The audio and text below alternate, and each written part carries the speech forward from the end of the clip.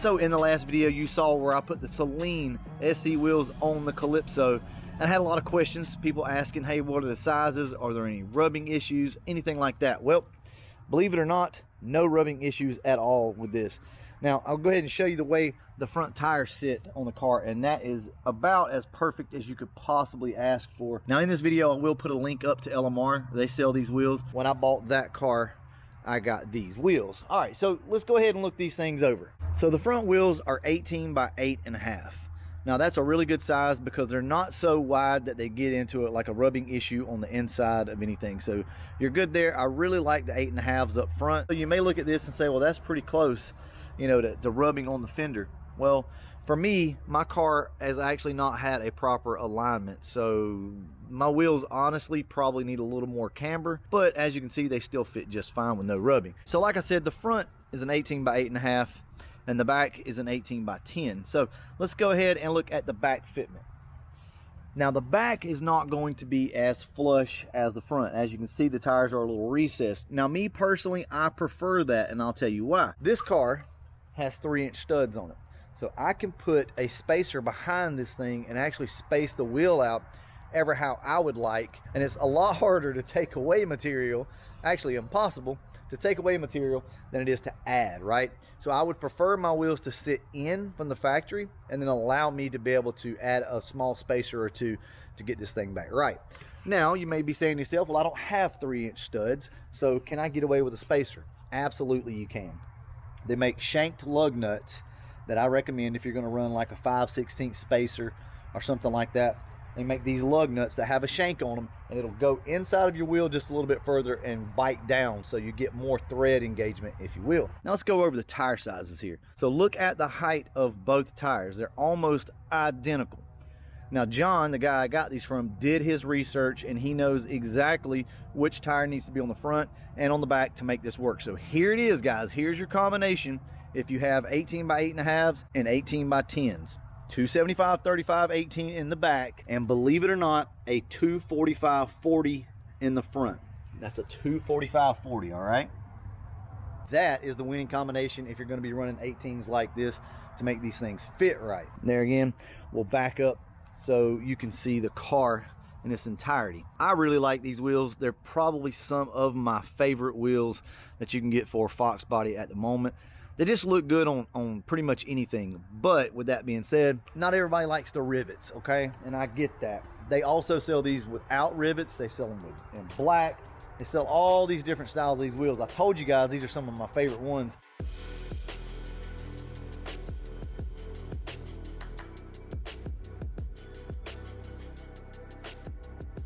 So a lot of people are going to ask, well, what's the ride quality like now that you have 18s and these little thin tires?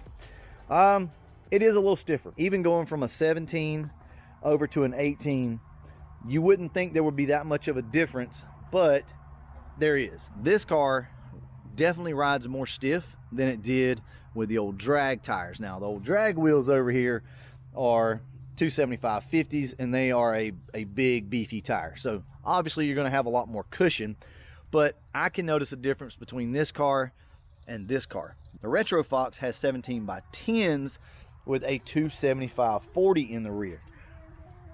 So as you can see, 275 40. That's going to give you a little bit of ride quality. Now I know a lot of people don't really care about that. You might not even notice the difference. Me, I notice the difference, but it's not that big of a deal. The car seems to handle a little better. Anytime the tire size starts to shrink a little bit and you go wide, trust me, I mean, these cars just handle better that way. So for comparison's sake, these are a 17 by 9 and 17 by 10.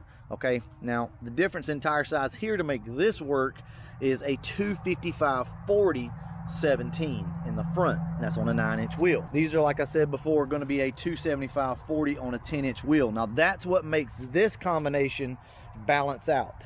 That's, to me, the best combination. It puts the wheels almost perfectly the same as far as height goes and the way that they bulge on the side of the rim. Because if you look, that's got a little bit of a roundness to it, not much, right?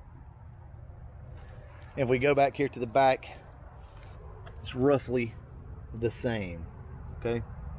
So I just thought about this. It's something that gets brought up a lot. Hey man, you know, are there any rubbing issues, anything like that? I figured I'd go ahead, shoot this video for you guys, show off these wheels a little bit, because ultimately they are going to end up on the Retro Fox, and I think that's going to look sick on that car. I actually prefer these wheels on the Calypso. I don't know why. They just look better on there to me than the 18s, although they do look good. The money shot is going to be these wheels on the Retro. All right, so one other thing I always get asked, do you have to remove the quad shocks on these cars for wheels like this? The answer is no, but you will need to flip your quad shocks. So many people say just take them off. That works in most cases. If you have good suspension, you don't actually have to have your quad shocks. But for a lot of us that have worn out bushings and our control arms and things like that, I'm going to tell you guys, those quad shocks actually help. They help hold everything together and keep your rear end from sliding side to side. Now, I mentioned this years ago in a video, and it's true. So let me run over something with you. If you don't know where your quad shocks go, you can see a stud right back there, and it goes from there over to right here on your axle. So that quad shock sits like this right here. Now, the quad shock will allow the rear end to flex this way, but not this way, or at least not much anyway. Once you take those off, now the only thing keeping your car from sliding side to side are your bushings in your control arms and your shocks. That's it, your normal shocks.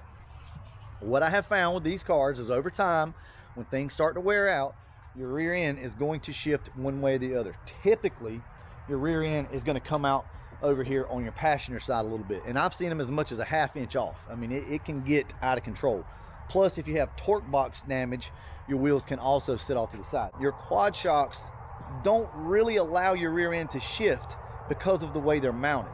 Me personally, I recommend that you leave your quad shocks on there. If you have stock suspension, maybe it's a little worn out, maybe your shocks need to be replaced, go ahead and leave those. What you can do is actually just flip your shocks, your quad shocks. So you take them off and you flip them around until the big part of the shock is back here and the small part is here. And what that does is allow your tire a little bit of extra clearance back there before it actually rubs anything.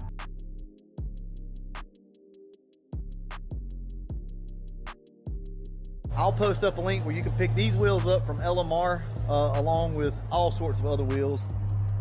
I think it looks pretty dope in my opinion, but they're gonna look sick on this thing. So before we go, let me give you guys a quick update on the 65. We do have our starter over here. I went and picked it up today. So we're gonna be making some noise here pretty quick with that. Also in this box over here from LMR, we have some goodies. We have our mirror trim that goes on the inside of your door panel for the Calypso, because I had to rob those off of it to go on the Retro Fox. We have some brand new header bolts, and those are going to go in the 65. So look at that. We were able to get something from LMR that worked on the 65 Fastback. Door panel clips. Got some screws over here for that. Got a handle for Papa T's car.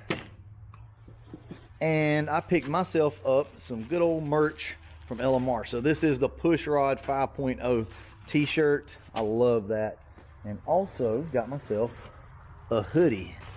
I'm a hoodie guy. I love these things. So I went ahead and picked that up as well.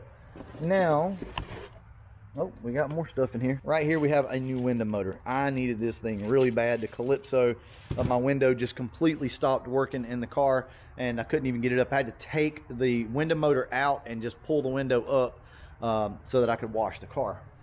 So we got that. That's really easy to install, and I will show you guys how to do that in an upcoming video. I'll probably go ahead and shoot that today. And then we have some good old header gaskets right here, and these are going to go on that car as well. Alright guys, well, I'm going to go ahead and wrap this video up.